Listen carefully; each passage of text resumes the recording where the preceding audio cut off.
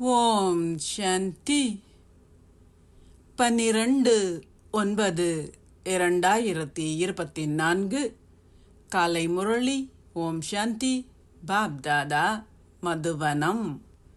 சாராம்சம்: இனிய குழந்தைகளே, பிராமணர்கள் உச்சி குடுமிகளும் சூத்திரர்கள் பாதங்களும் ஆவார்கள். நீங்கள் சூத்திரர்களிலிருந்து பிராமணர்கள் ஆகும் பொழுது உங்களால் தேவர்கள் ஆக முடியும். கேள்வி: உங்களிடம் உள்ள எந்த தூய உணர்வை மக்கள் எதிர்க்கின்றார்கள்?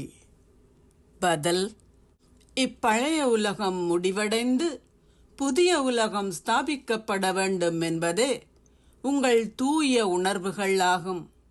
இதற்காக இப்பழைய உலகின் விநாசம் ஏறத்தாழ இடம்பெற உள்ளது என்று நீங்கள் கூறுகின்றீர்கள். ஆனால் மக்கள் இதை கூட எதிர்க்கின்றார்கள். மீண்டும் கேள்வி: இந்த இந்திர சபையின் பிரதான நியதி என்ன?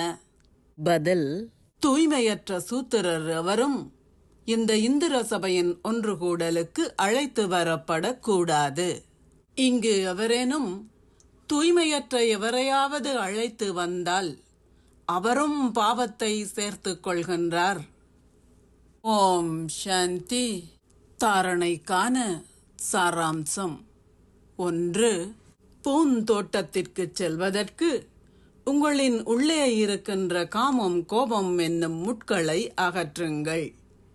நீங்கள் சபிக்கப்படக்கூடிய வகையில் அத்தகைய செயல்கள் எதனையும் செய்யாதீர்கள். 2.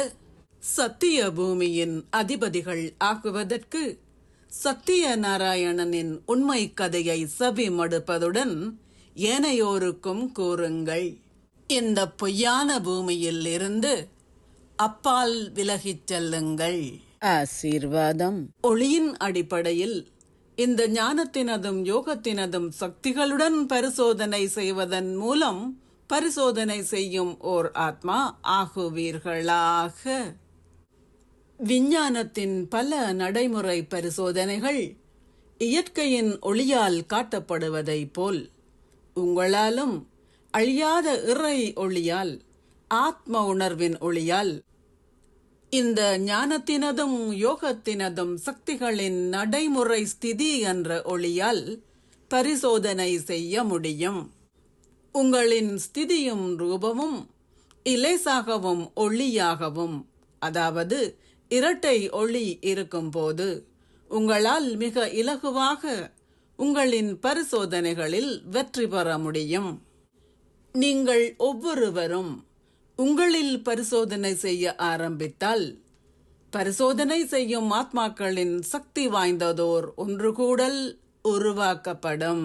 ஸ்லோகம்: தடைகளின் சுவடுகள் மற்றும் சந்ததிகள் அனைத்தையும் முடிப்பவர்களே தடைகளை அழிப்பவர்கள் ஆவார்கள். ஓம் சாந்தி. நன்றிகள் பாபா.